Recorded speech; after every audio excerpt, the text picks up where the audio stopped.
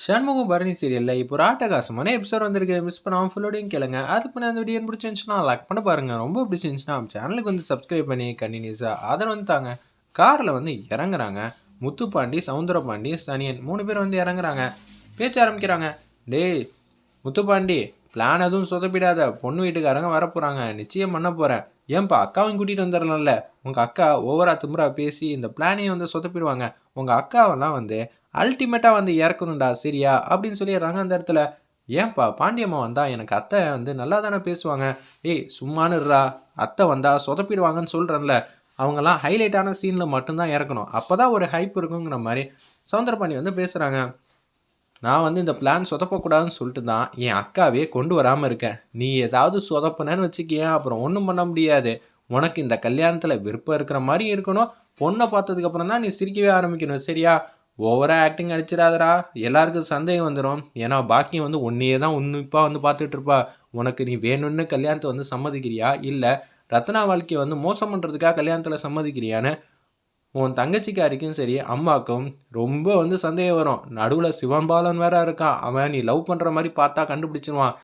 அவனுக்கு எல்லா விஷயமும் தெரியும்டா, பார்த்து நடந்துக்க, சரியா அப்படின்னு சொல்கிறேன். சரிப்பா, எல்லாரையும் ஏமாத்தினவள தான் நான் பார்த்துக்கலாம் அப்படின்னு சொல்லும்போது பரணி, சிவபாலன், அவங்க அம்மா பாக்கியம் 3 பேரும் வந்து பின்னாடி வந்து ஒரு வண்டியில் வந்து இறங்குறாங்க.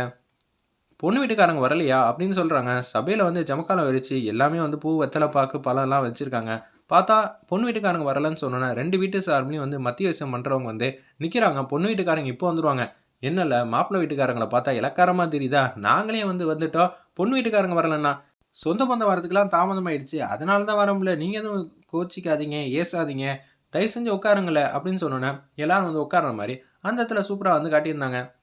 அப்பா இப்போ என்ன பண்ண போகிறோம் அப்படின்னு தெரியாமல் யோசிச்சுட்டு இருக்கப்ப பரணி வந்து திங்க் பண்ணுறாங்க. சாமி வந்து நாங்கள் கொண்டு வந்துடுறோம்னு சொல்லிட்டு சிவபாலனு, நம்ம பரணி, பாக்கியம் 3 பேர் தனியாக வராங்க. உண்மையிலேயே வந்து அண்ணன் வந்து கல்யாணத்துக்கு சம்மதம் வந்து சொன்னாங்களா, மூஞ்சியை உருன்னு வச்சுக்கிட்டே இருந்திருக்காங்க. பொண்ணை பார்த்ததுக்கப்புறம் அவன் மனசு மாறுதான்னு பார்க்கலாங்கிற மாதிரி தான் யோசிக்கிறாங்க அந்த இடத்துல. சரி எப்படியோ அவன் மனசு இப்பயாவது மாறுச்சு, அது வரைக்கும் சந்தோஷங்கிற மாதிரி தான் யோசிக்கிறாங்க அந்த இடத்துல. ஒரு பக்கம் ஒரு பொண்ணு வந்து அப்படியே ஏதோ ஒரு கை குழந்தையோட வந்து விளாண்டுக்கிட்டு இருக்காங்க. அவங்களுக்கு ஏதோ ஃபோன் கால் வந்ததுனால போயிட்டாங்க. பந்து வந்து திருப்பி உருட்டி விடுறாங்க. அந்த குழந்தை வந்து ஒரு 4 அடி உயரத்தில் வந்து மேடையில் இருக்குது. கீழே வந்து பந்தை பிடிக்கலான்னு சொல்லிட்டு கேட்ச் பண்ணலான்னு சொல்லி வராங்க. பொண்ணு திடீர்னு கல்யாணம் பண்ண ஓடி வந்து கீழே விழுவக்கூடிய குழந்தைய வந்து பிடிச்சிட்டு அப்படியே காப்பாற்றிடுறாங்க. பரணி இதெல்லாம் பார்த்து ஓடி வந்து பிடிக்கிறதுக்குள்ள அப்படியே வந்துடுறாங்க. பரணி, அவங்க நம்ம பாக்கியம் எல்லாத்துக்கும் வந்து இன்ட்ரோ வந்து வச்சு விட்றாங்க. 2 வீட்டு சம்பந்தமும் வந்து பண்ணி விட்றாருல, மத்தியசம்ன்றாருல, அவர் வந்து பேசுகிறாங்க. இவங்க தான் கல்யாண பொண்ணு அப்படின்னு சொல்லும்போது, உங்களை எனக்கு ரொம்பவே பிடிச்சிருக்கு, இவங்க தாம்மா உன்னோட வருங்கால அத்தை அப்படின்னு சொல்லும்போது, அத்தை என்னை ஆசீர்வாதம் பண்ணுங்கன்னு சொல்லி காலில் விழுவுறாங்க. நல்ல குணவதியாக தாம்மா வந்து உன் பையனுக்கு கிடச்சிருக்கான், அந்த அளவுக்கு வந்து கொடுத்து வச்சுவேன்னு சொல்லும்போது சபையில் வந்து 2 ஃபேமிலி வந்து உட்காடுறாங்க.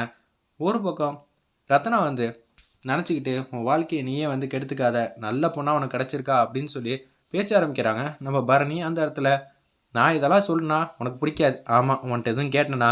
ஏடா பொண்ணு வந்திருக்கு, பார்த்து சிரிச்சுக்கிட்டே உட்காந்துக்கிட்டு இருக்க, பேச மாட்டியா? அதெல்லாம் எனக்கு தெரியும், நீ மாட்டு உன் வேலையை பாரு.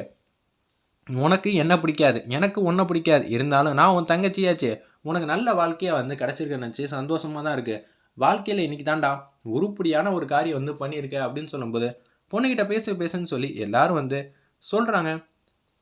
இருந்தாலும் வந்து தயங்கிக்கிட்டே இருக்காங்க. பொண்ணு பக்கத்தில் வந்து நிற்கிறாங்க. 2 பேர் ஒருத்தர் பார்த்து வந்து க்யூட்டாக அழகாக வந்து சிரிச்சிட்டு இருக்காங்க. அப்பன்னு பார்த்து, ஐயோ இவன் சொதப்பாமல் இருக்கணும் கடவுளே அப்படின்னு சொல்லும்போது, ஹலோ அப்படின்னு சொல்லி ஆரம்பிக்கிறாங்க. ஏன் மைக் டெக்ஸ்டிங் 1 2 3 எல்லாம் சொல்ல மாட்டிங்களா அப்படின்னு சொல்லி செமையாக வந்து கலாச்சிடுறாங்க அந்த இடத்துல.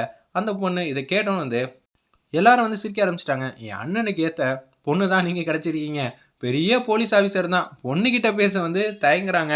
என்ன பண்ணுறது, அவன் பேசினது எல்லாமே பசங்கள்கிட்ட தான் பேசியிருக்கான், பொண்ணுக்கிட்ட பேசி அதிகமாக வந்து யாரும் பார்த்ததில்ல, இன்னும் அவனே பேசினதில்லைங்கிற தான் சொல்கிறாங்க.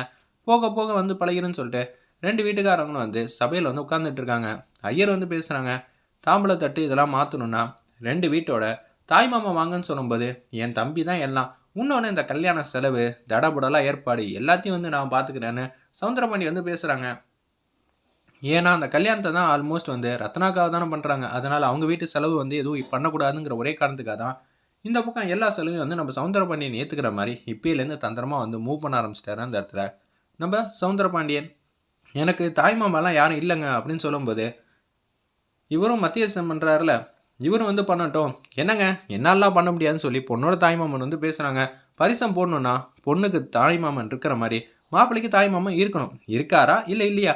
சரிங்க நீங்கள் ஓரா பண்ணுறீங்க, பக்கத்தில் உட்காந்துட்டு இருக்காருல்ல என்னோட மச்சனன் முறை தான், அவர் வேணா வந்து உட்காரட்டுமே அப்படின்னு சொல்லிடுறாங்க. அந்த இடத்துல பொண்ணுக்கு தாய் மாமா இருக்காங்க, நான் இருக்கேன். மாப்பிள்ளைக்கு இருக்காங்களா இல்லையா? எங்கள் அண்ணன் குத்துக்கல் மாதிரி தான் இருக்காங்க, நாங்கள் போய் எங்கள் அண்ணனை வந்து கூட்டிகிட்டு வந்துடுறோம்னு சொல்லி பரணியும் பாக்கியமும் வந்து போகிறாங்க. மாப்பிள்ளை வீட்டுக்காரங்களும் வந்து நம்ம சவுந்தரம் பாண்டியும் முத்து பாண்டியும் பின்னாடியே வந்து போகிறாங்க. வாய் நிறையா சிரித்து சந்தோஷமாக உள்ளே வாங்க, நீங்கள் வந்தால் தான் பரிசமே போட முடியும், வாங்க அப்படின்னு சொல்லி கூப்பிட்டா மட்டும்தான் மாப்பிள்ளையோட தாய் மாமா வருவாங்க. என்ன சங்கதி அப்படின்னு சொல்லி சிரிச்ச மாமா வந்து பேசுகிறாங்க. நம்ம சண்முகம் காரியம் பெருசா வீரியம் பெருசான்னு பார்த்தா இப்போ வீரியம் தான் பெருசுன்னு முடிவு பண்ணக்கூடாது, நமக்கு காரியம் தான் பெருசுன்னு சொல்லி ஓகே சொல்லலான்னு இருக்காங்க. வெயிட் பண்ணி